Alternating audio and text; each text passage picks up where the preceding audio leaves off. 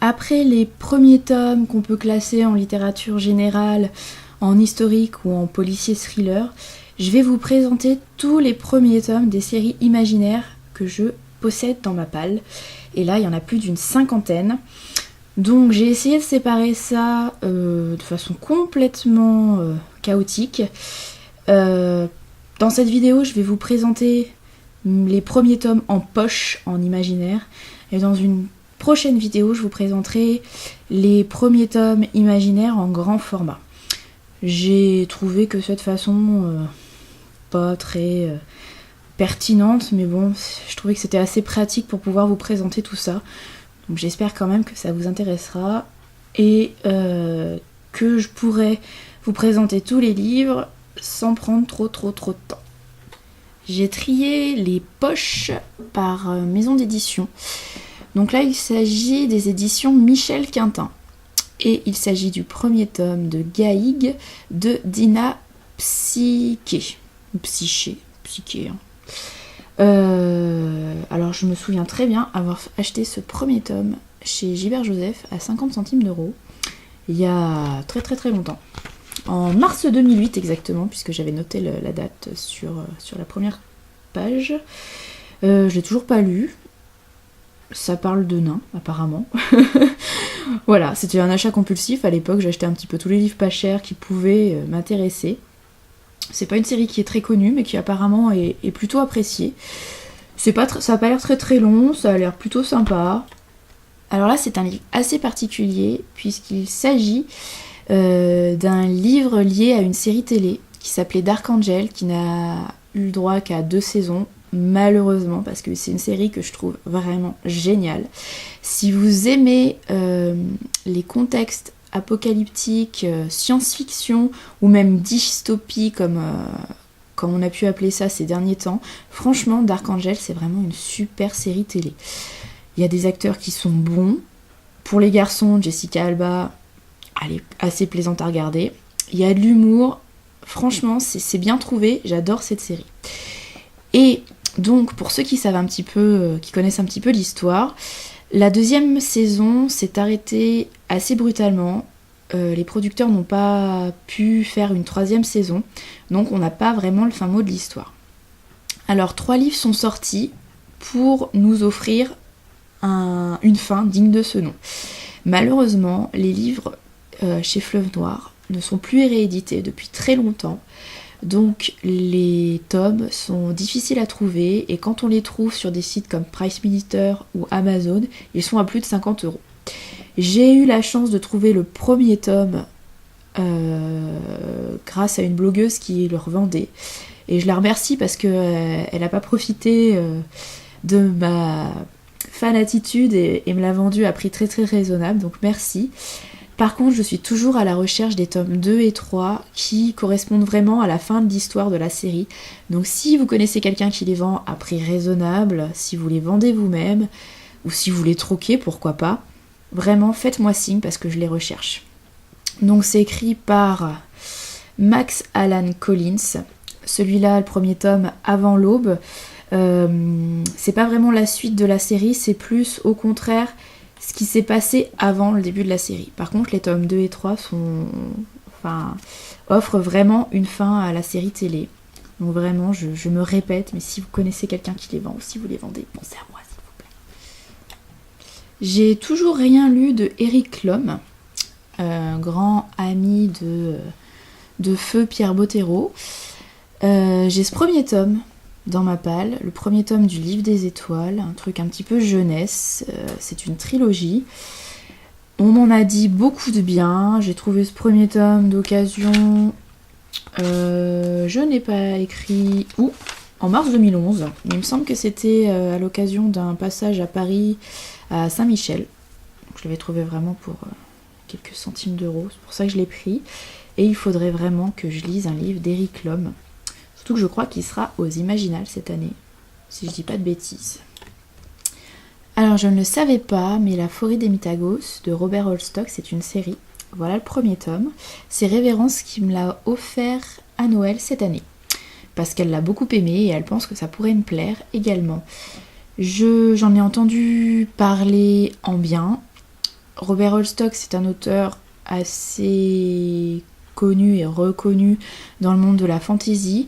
J'ai déjà lu quelque chose de lui. Ça s'appelle La Saga de Raven, si je dis pas de bêtises. J'avais lu les 2 premiers tomes et ça m'avait pas emballé des masses. Donc j'espère que La Forêt des Mitagos me plaira davantage. Voilà un premier tome encore conseillé par Mathilda. C'est le premier tome de la trilogie de Bartiméus de Jonathan Stroud. Chez Le Livre de Poche. C'est aussi devenu un classique et c'est plutôt jeunesse. Apparemment c'est très fun, on se marre beaucoup. Je l'ai trouvé d'occasion, je le sais parce que je vois encore la petite marque de l'étiquette avec le prix. Je crois que cette lecture est prévue pour 2013 puisqu'il fait partie de plusieurs de mes challenges de l'année. Et j'ai quand même envie de le lire assez rapidement puisque ça fait quand même pas mal de temps qu'il est dans ma palle. Septembre 2010, ça sert d'écrire la date dans ces livres. Et il me fait vraiment beaucoup envie, donc c'est pas mal ces vidéos de palle parce que je retrouve des livres que j'avais oubliés.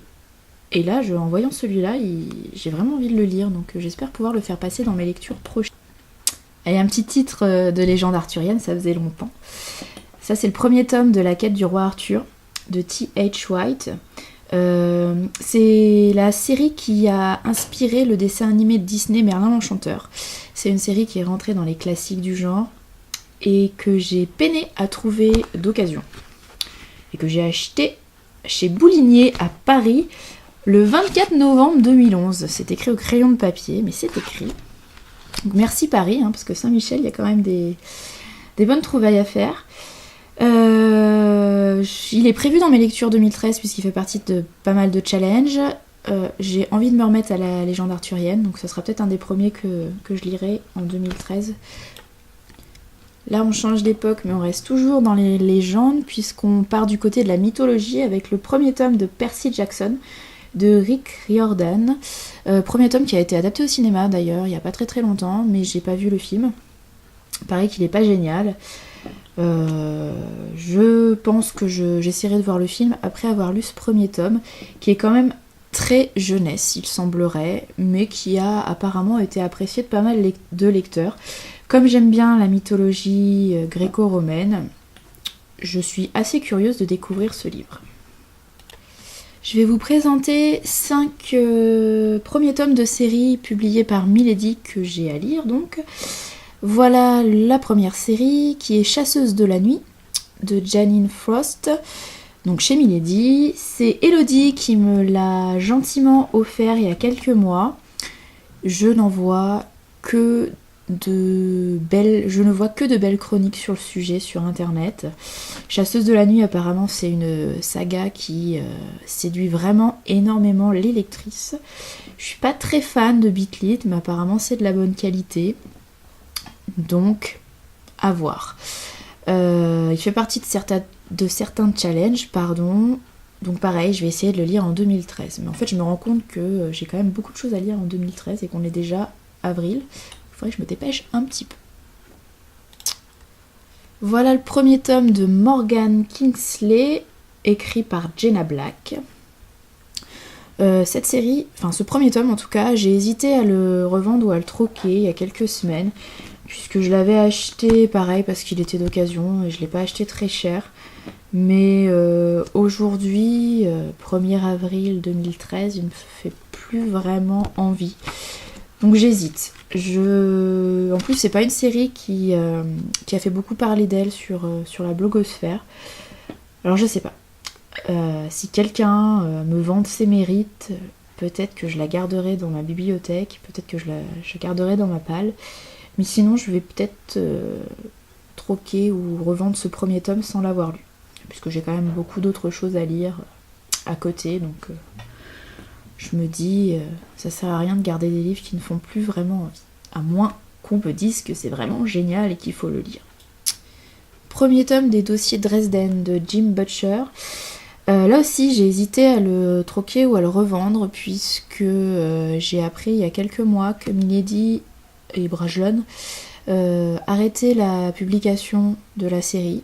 C'est-à-dire qu'il y a quelques tomes qui sont publiés en français, mais que la suite et fin de la série ne sera jamais traduite. En tout cas, pas chez Milady et pas chez Brajlon. Donc j'ai hésité, je me suis dit à quoi ça sert de commencer une nouvelle série si t'as jamais la fin, puisque je ne suis pas sûre d'avoir l'envie et le courage de terminer la série en anglais. Mais j'ai quand même vu pas mal de choses positives sur le sujet. C'est pour ça que j'ai gardé ce premier tome dans ma palle et que je compte le lire assez rapidement. Après, est-ce que je continuerai, est-ce que je lirai les tomes suivants? Je ne sais pas. On verra si vraiment ce premier tome m'embarque, je continuerai. Et peut-être même que j'aurai envie de lire la suite et fin en anglais. On verra. En tout cas, j'essaye de le lire en 2013. Xanthe de Pierce Anthony, c'est une série de fantasy que j'ai toujours voulu découvrir, que j'ai toujours voulu lire, puisqu'apparemment il s'agit de fantasy humoristique un petit peu à la Terry Pratchett, j'en ai entendu énormément de bien. J'ai toujours été très attirée par Xanthe, et j'ai eu la chance de trouver les 2 premiers tomes d'occasion il y a quelques mois seulement. Alors j'ai tout de suite sauté dessus, je les ai achetés. Depuis, j'ai pas eu le temps de me lancer. Mais c'est toujours une saga qui me tente beaucoup. Je sais pas si je la lirai en 2013, mais en tout cas je suis très contente de l'avoir dans ma bibliothèque et très contente de pouvoir la lire quand j'en aurai envie et quand j'aurai le temps. Dernier premier tome édité par Milady dans ma palle. Il s'agit de Masque, premier tome du Masque de Sianim, si je ne dis pas de bêtises. Si c'est le cas, dites-le moi, puisque ce n'est pas précisé. Publié par Patricia Briggs et que Tsuki m'a offert. Patricia Briggs, c'est une des rares auteurs de Beat Lit que j'apprécie énormément. Là, c'est de la fantasy et j'ai très envie de découvrir l'auteur dans un monde purement fantasy. Voilà, c'est pour ça que Tsuki me l'a offert et je la remercie encore. Maintenant, on passe chez Pocket, on change d'éditeur. Voilà le château de Hurle de Diana Wynne-Jones. Je ne savais pas que ça faisait partie d'une série, mais apparemment il s'agit du premier tome. Pareil, je pense qu'on peut les lire... Enfin, on peut lire ce premier tome et s'arrêter là. En tout cas, on verra. C'est Mathilda qui me l'a offert il y a quelques mois, années. 22 novembre 2011, donc quelques années maintenant. C'est plutôt de la littérature jeunesse. Je ne me souvenais plus qu'il était dans ma palle avant de le revoir il y a quelques heures. Je crois qu'il fait partie de plusieurs de mes challenges cette année, donc peut-être qu'il passera en 2013, c'est pas une priorité, mais comme pour Xanthe, c'est un livre que je suis contente d'avoir dans ma bibliothèque et que je serai contente de lire quand j'aurai le temps et l'occasion. Alors Pandora, apparemment, c'est le premier tome d'une saga d'Anne Rice. La saga s'appelle Nouveau conte des vampires. Je sais pas pourquoi j'ai ce premier tome dans ma palle, vu que je n'ai même pas terminé la saga des vampires, la première saga, j'ai lu que le premier tome. Mais comme il s'agit d'Anne Rice et que c'est un tome que j'ai sans doute trouvé d'occasion dans un vide-grenier ou dans une librairie, je l'ai acheté. Puisque Anne Rice c'est quand même un classique du genre. Donc c'est toujours bon d'en avoir dans sa bibliothèque. Mais peut-être qu'il faudrait que je termine la série des vampires avant de commencer celle-ci, je sais pas. S'il y a des experts d'Anne Rice dans le coin, surtout n'hésitez pas à me conseiller. Est-ce que je peux commencer Pandora en n'ayant pas du tout avancé dans la saga des vampires, en sachant que j'ai lu que Entretien avec un vampire, ou est-ce qu'il faut que j'attende? Toujours chez Pocket, mais cette fois en fantasy. Voilà le premier tome de Willstadt, j'espère que je le dis bien, de Pierre Pével. Premier tome que j'ai trouvé à 20 centimes dans un vide-grenier, mais je sais pas pourquoi je l'ai acheté, puisque cette édition est pratiquement introuvable maintenant et que la trilogie a été rééditée en intégrale il y a quelques mois.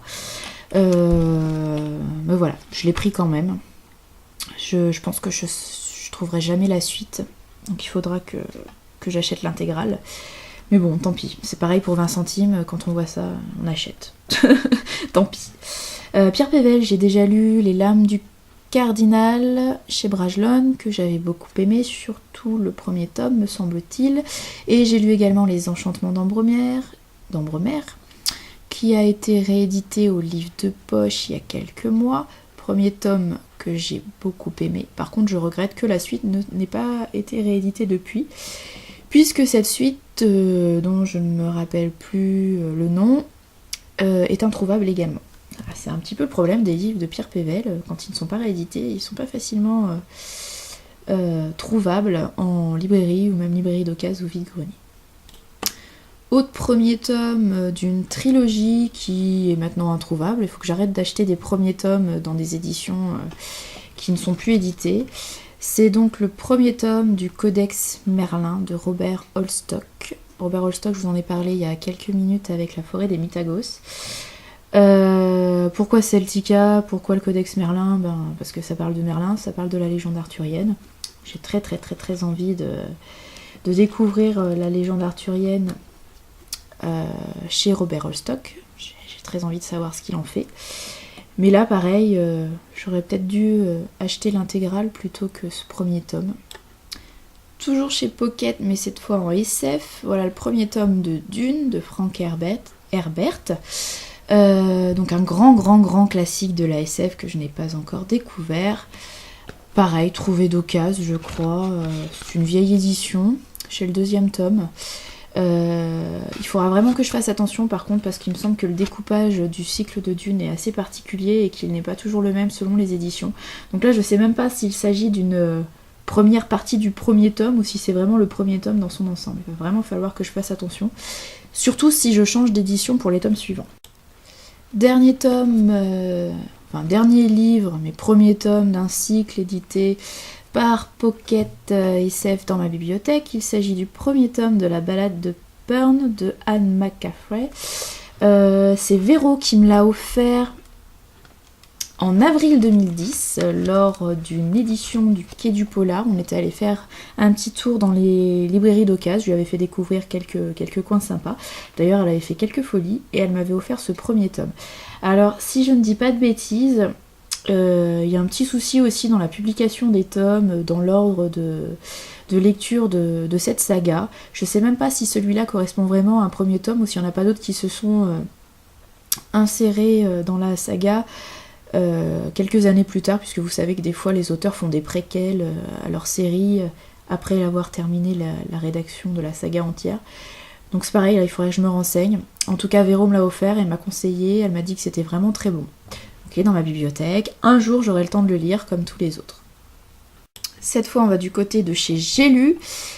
Et je vais vous présenter 3 premiers tomes de série qui sont vraiment entrés dans les classiques du genre. Donc là, vous avez le premier tome de La Compagnie Noire de Glenn Cook. Je ne sais absolument pas de quoi ça parle. Je sais juste que c'est de la fantasy, que Glenn Cook et que sa Compagnie Noire est une saga très connue. Et pareil, j'ai dû l'acheter pour quelques poignées de centimes d'euros, je ne sais plus quand, je ne sais plus où.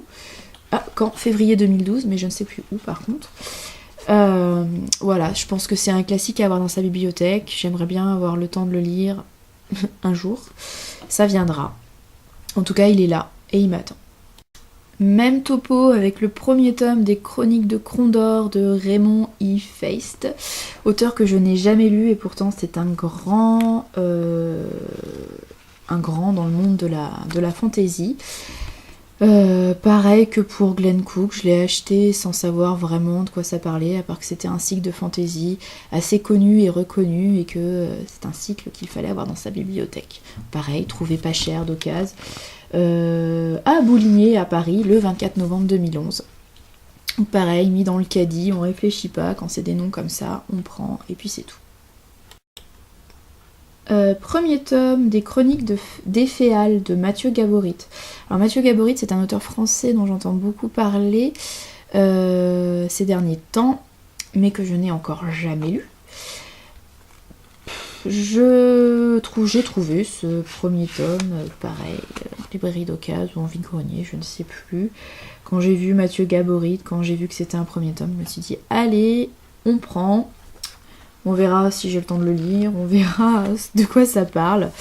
C'est vrai que là, les derniers livres que je vous ai présentés, je les ai surtout achetés à cause du nom de l'auteur. Et pas forcément à cause de la couverture ou à cause de la 4e de couverture. Mais plutôt vraiment à cause des noms d'auteurs qui me semblent être des grands dans le monde de la fantasy, et je me dis c'est toujours bon d'avoir ces messieurs-là dans ma bibliothèque. J'ai acheté le premier tome de Gallica de Henri Lovenbruch lorsqu'il est venu au Quai du Polar il y a 2 ans. D'ailleurs, j'ai un petit dédicace. J'ai profité de sa venue pour acheter ce premier tome puisque j'ai lu la Moira il y a quelques temps, que j'avais apprécié mais sans plus, mais apparemment la trilogie Gallica se déroule après la trilogie de la Moira, donc je me suis dit ça pourrait être sympa quand même de continuer cette trilogie, et peut-être que celle-ci, cette seconde trilogie, sera un peu plus mature que la première. On reste chez J'ai lu, mais cette fois on change de collection, on passe du côté de la collection Darklight, donc je pense qu'on peut dire que c'est de la bitlit. Ça c'est le premier tome de La Vampire de Christopher Pike. Christopher Pike, c'est un auteur que j'ai beaucoup lu quand j'étais ado, avec ses romans pour ados justement, un petit peu d'horreur. Là on est vraiment dans une histoire de vampire, apparemment pas très poussée, c'est quand même hyper court, je crois que ça fait moins de 200 pages, oui. De toute façon Christopher Pike il a un format et il en change jamais, c'est 190 pages. C'est toujours pareil. Je sais pas si... Ouais, j'ai 3 livres là pareil qui étaient publiés chez J'ai lu dans une ancienne collection pour la jeunesse, et tous ces livres font 190 pages. Je crois que quand il tape sur son ordinateur, il doit avoir une limite à pas dépasser. Et voilà, 190 pages, pas plus. Donc c'est hyper court. J'ai bien aimé ce format pour ces petits romans jeunesse. Je sais pas si ça va me plaire pour cette saga, mais bon, il y a plusieurs tomes, donc je me dis même s'il manque quelques petites choses dans le premier tome, ça sera peut-être ajouté dans les suivants. Il me semble que Mathilda avait été un petit peu déçue par ce premier tome, je crois, si je ne dis pas de bêtises. Je crois que je l'ai reçu en troc. Bon, je crois qu'il fait aussi partie de certains de mes challenges de cette année, donc il passera peut-être en 2013, comme il est court en plus, ça devrait se lire vite. On passe par une saga rédigée par Laurel K. Hamilton, donc c'est le premier tome de la saga Mary Gentry. J'en ai pas entendu du bon. Je crois que je l'ai reçu en troc il y a quelques années maintenant, avant d'avoir commencé Anita Blake. Malheureusement, Anita Blake m'a déplu. Et il semblerait que cette saga soit encore pire qu'Anita Blake. Donc je sais même pas pourquoi je garde ça dans ma palle. Peut-être par curiosité. Mais apparemment c'est quand même pas génial. Et c'est limite porno. Si c'est aussi vulgaire qu'Anita Blake, je sais pas ce que ça va donner. Mais je suis quand même curieuse. Donc je me dis, il est là, autant le lire avant de m'en débarrasser. En tout cas, il me tente pas des masses pour le moment.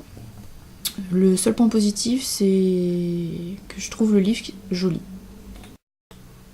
Et dernier livre que je vais vous présenter dans cette vidéo, c'est le premier tome de Chasseuse de vampires de Nalini Singh.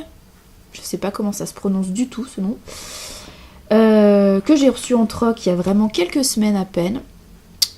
J'ai vu des chroniques positives, mais franchement je sais pas pourquoi il était dans ma liste de souhaits, parce qu'il me tente pas plus que ça. Il me tentait peut-être il y a quelques mois, quelques années, mais j'ai oublié de l'enlever. Donc voilà, je l'ai reçu comme ça par hasard. Comme j'ai vu des avis positifs sur le sujet, je vais quand même me lancer, et puis pareil, s'il me plaît pas, je le troquerai, je le revendrai. Mais comme il est là, autant le garder, autant le lire avant de m'en débarrasser.